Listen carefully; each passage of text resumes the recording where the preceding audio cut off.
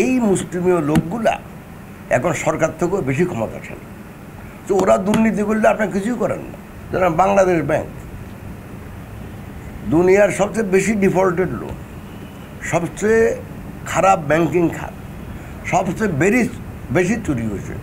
Budget always ধারাবাহিক, খাত তো আর চেঞ্জ হয় না।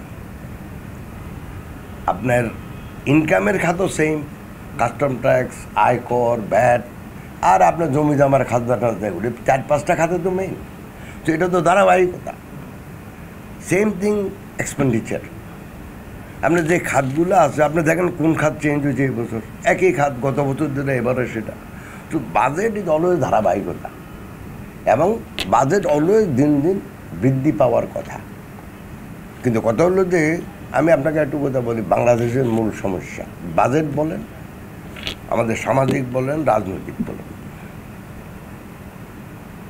দেশ তো প্রধানমন্ত্রী যাই বলুক, কোনো মন্ত্রী যাই বলুক, দেশ তো ওনারা একা চালান না। দেশ চলে কতগুলো প্রতিষ্ঠানের মাধ্যমে। সরকারেরও 3 ভাগ আছে। একটা ভাগ হইল মনে করেন বিচার বিভাগ, একটা হইল পার্লামেন্ট, আর একটা হইল সরকার, তার আন্ডারে আমরা করলাম।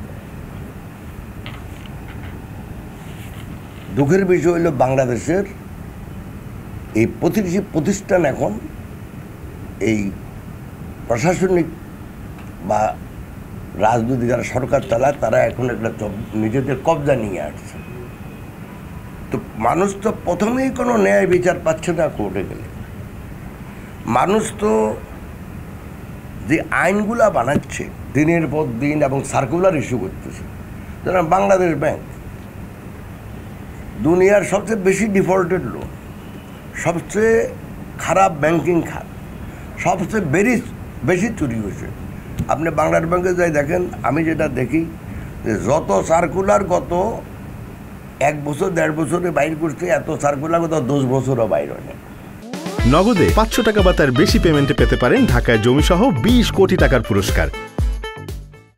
না, লুটপাট এখন আমি কি বলবো, এটা তো আমি যদি বলি যে লুটপাটের জন্য, তাহলে এটা একটা মানে পাইকারি কথা হয়ে যায়। সেটা তো আমি বলতে যাবো না। লুটপাট তো হচ্ছে, বিকজ দেশের মুসলিমীয় লোক দেশের প্রতিটি প্রতিষ্ঠানকে তাদের কবজা নিয়ে গেছে। কিছু লোকের কবজায় সিকিউরিটি এক্সচেঞ্জ কমিশন, কিছু লোকের কবজায় বাংলাদেশ ব্যাংক, কিছু লোকের কবজায় আদার প্রতিষ্ঠান। সো এই যে যারা কবজায় নিচে বলি, এটাকে অর্থনীতির ভাষা বলে ক্যাপচার। সো আমাদের আনফর্চুনেটলি এখন এই কিছু সংখ্যক লোক প্রতিষ্ঠানগুলোকে কবজা নিয়ে গেছে। নিয়া যদি ওরা কোনো দুর্নীতি করে, যেই সার্কুলার দিনের পর দিন বাইর হয় বা যে আইন পাশ করে, এগুলি ওদেরকেই প্রটেক্ট করার জন্য, আমাদের জন্য কিছুই নাই এসব আইন। সো আপনি দেখবেন বড় বড় সার্কুলার বাইরে হতেছে, এটা করবে এটা করবে, দেখা গেলো যে কেউ ওই 20,000 কোটি টাকাও ওই রিশিডিউল করে ফেলতেছে, আর কেউ 20,000 টাকাও রিশিডিউল করতে পারতেছে না। তো সেজন্য বলতেছে যে আমাদের প্রতিটি প্রতিষ্ঠান যেগুলি জনকল্যাণে প্রতিষ্ঠিত, জনগণের দ্বারা পরিচালিত, সে প্রতিটি প্রতিষ্ঠান এখন মুসলিমীয় কিছু লোকের কবজায় চলে গেছে। এই মুসলিমীয় লোকগুলা কিন্তু একজন লোক না, মনে করেন 100 জন। তাদের কারো কবজায় আছে স্টক এক্সচেঞ্জ, কারো কবজায় আছে ব্যাংক, কারো কবজায় আছে বাংলাদেশ ব্যাংক। এদের আবার উপর দিয়া আরও রাজনৈতিক ছত্রছায়া তারা এরা করতেছে।